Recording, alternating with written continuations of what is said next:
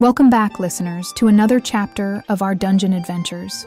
Settle in, get comfortable, and let me take you back to the deepest, most formidable depths of the labyrinth. But today, the atmosphere in the final boss room isn't one of terror or impending doom. Instead, it is heavy with the weight of teenage frustration. Our story begins in the grand throne room, where the mighty Black Dragon Queen, Ryuuka, is sitting in a most unqueen-like manner. She is slouched back in her grand stone chair, her arms tightly crossed over her chest, and a massive pout on her face. Her sharp, beautiful features are twisted in annoyance, her dragon tail twitching aggressively behind her, thumping against the stone floor. She is in a terrible mood. Sitting at a small wooden desk nearby is Harpy. Harpy is currently serving a detention of sorts, her feathery arms busily scratching a quill pen across a stack of paperwork as a punishment. Harpy glances up from her work, blinking her large eyes, and decides to break the heavy silence. She points out that while she isn't entirely sure what has the Dragon Queen so incredibly upset, seeing her pout like a child is actually quite cute in its own unique way.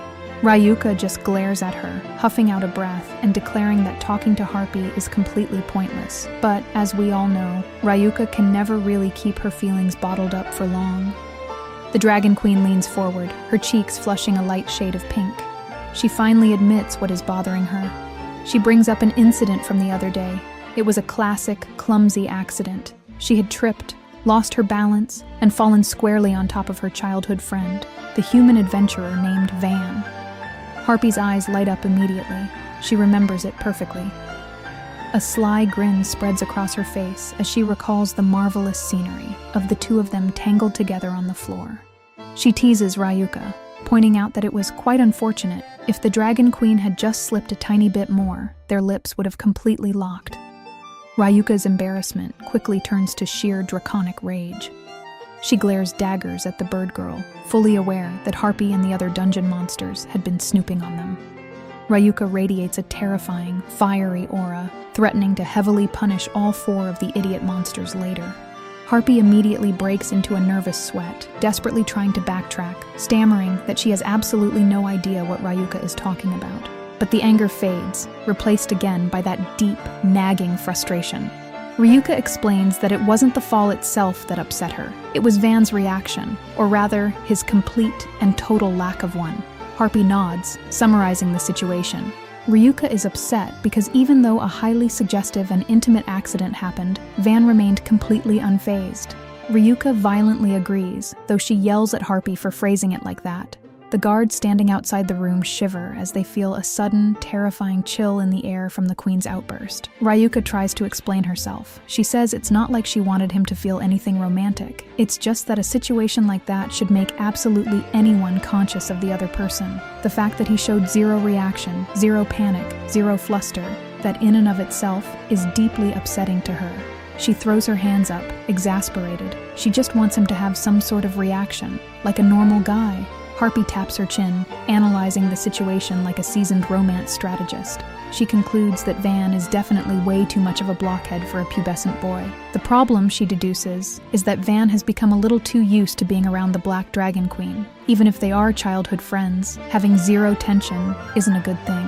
Harpy's eyes gleam with a dangerous, mischievous light. She leans in and tells Ryuuka that they have to up the ante from last time. They need to find a way to get Van's heart racing. She boldly suggests that perhaps the Dragon Queen just needs to show a little more skin. Ryuuka's imagination immediately runs wild, picturing herself seducing Van. Her face turns crimson, and she screams at Harpy to cut it out, asking if Harpy really thinks she could ever pull something like that off without dying of embarrassment.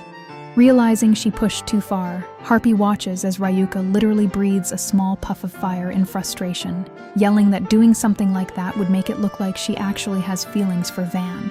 Harpy stares blankly, completely stunned that Ryuuka is still trying to deny her obvious crush. Ryuuka sighs, rubbing her temples, muttering that she never should have asked Harpy for advice, since the bird girl always jumps straight to the most lewd conclusions. But Harpy is no longer listening. Her mind has descended into a deep, obsessive spiral of romantic comedy tropes. She clutches her face, her eyes wide with manic excitement, declaring that this is the perfect setup for a guaranteed rom-com event. She starts listing them off rapidly.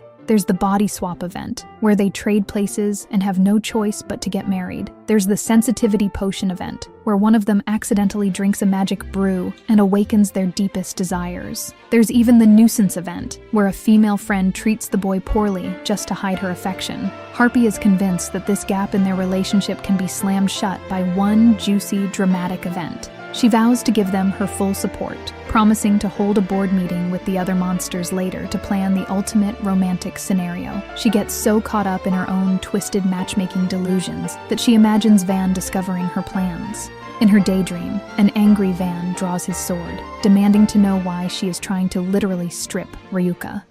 The imaginary Van threatens to turn Harpy into fried chicken wings, causing the real Harpy to scream in terror, crying out that she is being murdered in her own delusion. Suddenly, the chaotic comedy in the throne room is cut short. A small, frantic monster bursts through the doors, interrupting the screaming bird girl. It reports that the 45th floor has been breached. Ryuuka blinks, confused. Harpy shakes off her delusion and looks at the clock. It isn't even noon yet. The Minotaur and the Orc rush into the room, their faces grim. They apologize to the Dragon Queen for interrupting, but they bring urgent news. An adventurer has just beaten the previous time record for making it to the 45th floor. They tell Harpy to get ready, because an enemy is approaching the final depths. Harpy is stunned. An enemy? But they all assume it's just Van, arriving incredibly early for his usual visit. But down in the lower corridors, the reality is far different. Flames roar in the distance. The heavy, thudding footsteps echoing through the dungeon do not belong to their familiar, dense human friend. Let us shift our gaze for a moment, far away from the dark labyrinth, up to the bright, bustling streets of the human town. Van is walking through the market, carrying a paper-wrapped package. The townsfolk greet him warmly as he passes by. He smiles. A simple, relaxed boy, just going about his day. He looks down at his package, thinking to himself that maybe he should buy Ryuuka a meat pie to go along with it. As he turns his head to look at the stalls, he accidentally bumps into someone. It's a young woman, a cleric by the looks of her robes, with long, bright hair. She lets out a small yelp of surprise. Van quickly steps back, bowing his head and apologizing for his clumsiness. The female cleric smiles kindly, waving her hands and insisting it was her fault for not looking where she was going, as it is her first time in this town, and she got a little distracted. Before they can speak further, a deep, gruff voice calls out to the cleric, telling her to hurry up. She calls back, saying she is coming. Turning back to Van, she smiles brightly, noting his gear. She recognizes him as a fellow adventurer and politely suggests they help each other out if they ever cross paths down in the dungeon. With a cheerful goodbye, she excuses herself and jogs ahead. Van stands in the street, watching her go. Her companion asks her if Van was bothering her, and she happily replies that it was just a clumsy accident. But Van isn't looking at the girl. His eyes are locked onto the man walking beside her. He is a colossal, towering warrior, clad in heavy, battle-scarred armor, carrying a great sword nearly the size of Van himself. The man's presence is overwhelming. Van stares quietly at the giant's broad back, his instincts flaring. He mutters to himself, noting just how incredibly strong that man looks. Now we pull back, descending rapidly from the sunlit town, down, down, down through the labyrinth, returning to the very doors of the Dragon Queen's throne room. The heavy stone doors are framed by dark, roaring hellfire. The Minotaur, the Orc, and Harpy stare at the entrance in shock. The aura bleeding into the room is completely foreign. Harpy stammers, realizing the terrifying truth. It's not Van Kun. It is someone entirely new. Beyond the doors, the guardian of the 45th floor lies defeated. The Inferno Ogre, a terrifying beast made of bone and eternal flame, a creature known to host friendly barbecue competitions for the other monsters on his days off, has been completely crushed. The monster's flaming skull lies cracked on the stone floor, its eyes crossed out in defeat. Standing victorious over the smoldering remains of the boss is the giant warrior Van saw in town. His massive sword rests on his shoulder, his armored frame completely untouched by the hellfire. He stares down the dark corridor toward the final throne room, his scarred face set in a look of grim determination. He speaks, his voice a low, echoing rumble that shakes the dungeon walls. I see now why all the A-class adventurers couldn't make it past. He grunts, his eyes narrowing behind his glasses. So the guardian of the 45th floor was an inferno ogre. It would seem that we are the first. He takes a heavy step forward, his boots crunching on the scorched stone, his gaze fixed on the prize at the end of the labyrinth. "I'm coming for you," he declares. "Black Dragon Queen." And there we leave our heroes. The peace of the dungeon has been shattered, not by a bumbling childhood friend, but by a true conqueror. What will happen when this legendary warrior breaches the throne room? We will find out next time